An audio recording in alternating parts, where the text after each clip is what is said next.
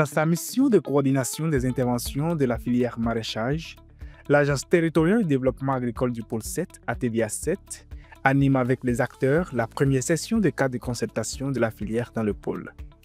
Initiée pour assurer la cohérence spatiale et l'harmonisation des approches de mise en œuvre, cette première session a eu lieu du 24 au 25 juillet 2025 dans l'enceinte de la mairie de Lokossa.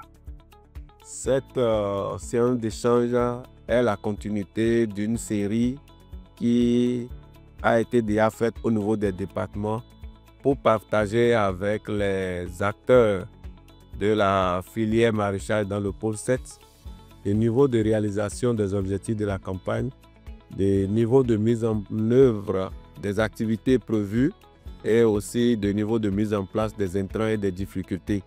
Donc ça a été déjà abordé au niveau des sessions départementales et nous sommes là pour en faire la synthèse et pour ensemble, en tant qu'acteurs à un différent niveau, de partager ces différentes préoccupations provenant des départements et de voir la synergie d'action que nous allons développer pour pouvoir permettre aux acteurs directs que sont les producteurs, les transformateurs et les commerçants des produits maraîchers et nous-mêmes les structures d'accompagnement pour que les objectifs prévus au titre de l'année, la campagne 2025-2026 soient atteints.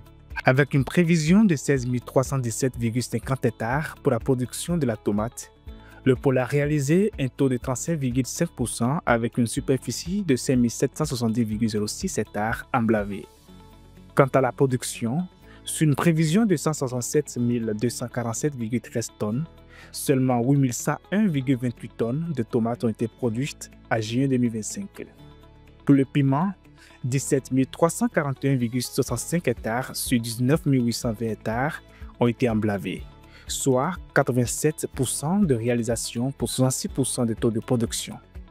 Présents à cette session du cadre de concertation, les différents acteurs d'accompagnement tels que les projets programmes et les structures de recherche n'ont pas hésité à partager leurs ressentis suite à la présentation du bilan à mi-parcours. J'avoue que c'est une bonne initiative, cette session qui a été organisée par la TDA 7, regroupant tous les acteurs intervenant dans la filière maraîchage.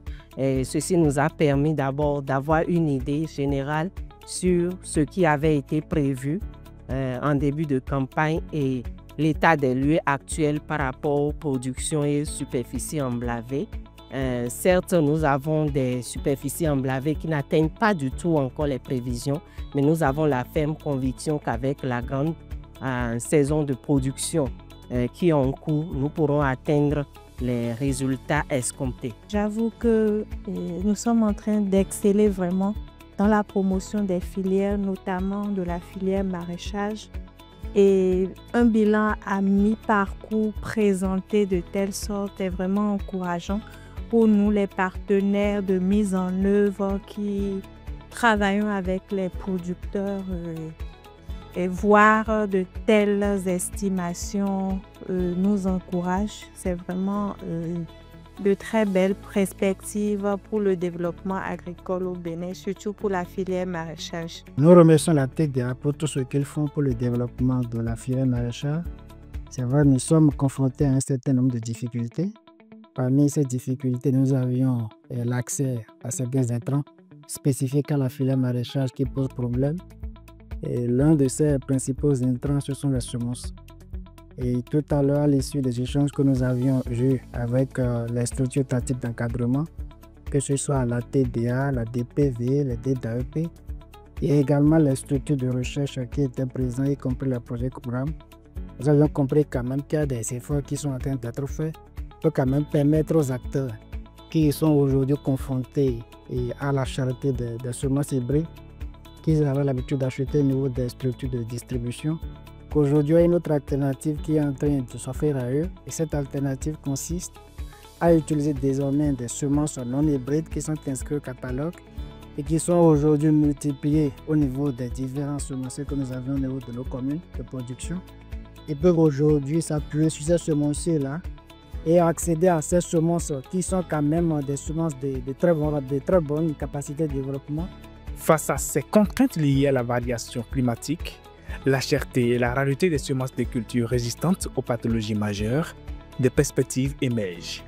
Il est important de mettre en place non seulement des semences améliorées, des biofertilisants, des serres et des équipements de transformation, mais aussi de suivre d'autres recommandations faites par les acteurs. Et on a beaucoup de recommandations parce qu'on a constaté que quand même il y a toujours un déficit de renforcement de capacité des acteurs et par rapport à ce qu'ils font. Et les thématiques sur les techniques d'utilisation des engrais organiques et biofertilisants aujourd'hui parce que le maraîchage est une filière très sensible, donc il ne faut pas mettre les intrants tous azimuts. Donc, on a quand même eu de bons témoignages sur le terrain. Les gens ont commencé par adopter ces nouvelles technologies.